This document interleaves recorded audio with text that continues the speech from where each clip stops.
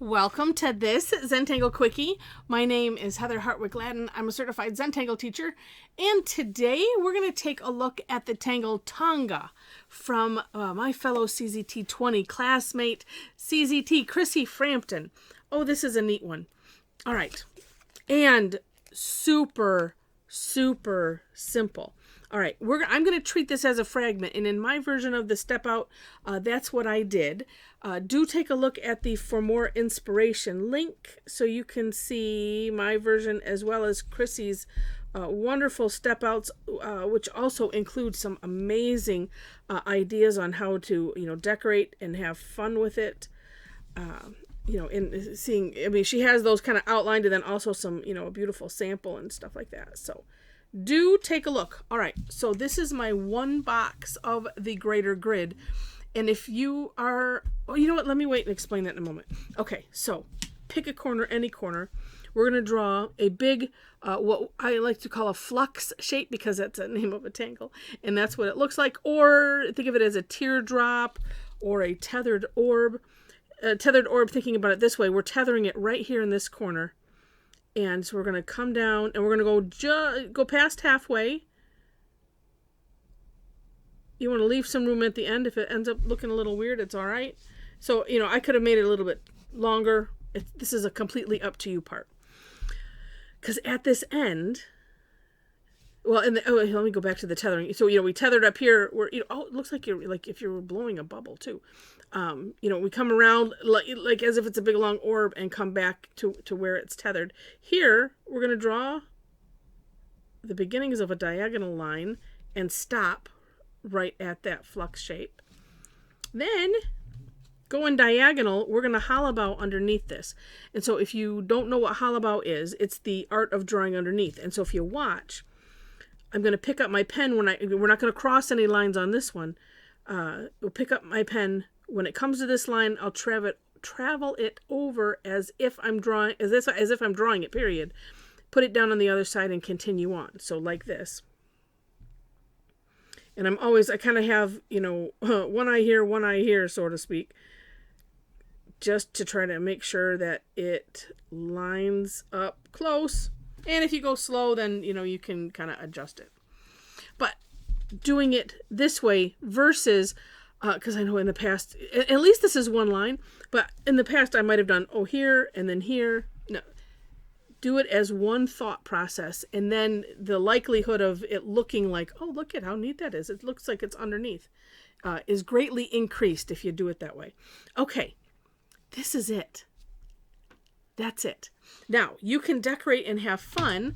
I was messing around. I did this and I filled it in. I didn't really care for it, but it's all right. But that's, one way. But here's the idea of why I did it in one box, because we can call this a fragment. And there's a concept called fragments and reticula, which you will find in the Zentangle Primer book, Volume 1. I hope they come up with a Volume 2 at some point, because the Volume 1 is really great. And the Book of Zentangle, they have 2 books out, Rick and Maria do. And so they introduce this concept and explain.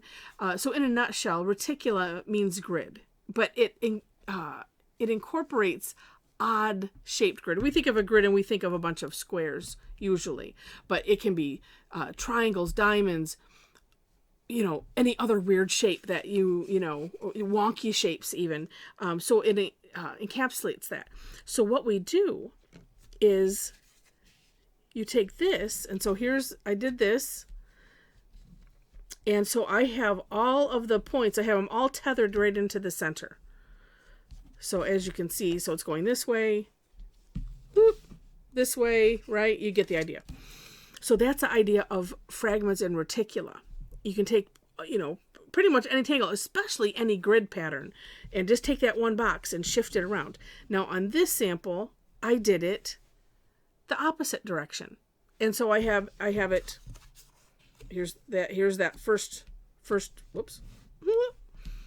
box, right, going like this. So all of these points, or I should say all of the tethered bits are on the outside.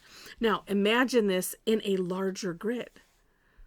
And so then these will then create like this at some point, right? In the next set. So if you expand it. So that's the fun of thinking of tangles in, in a fragment state, because, the meta patterns and things that turn up, it's just really, really neat. And so take a look at, again, Chrissie's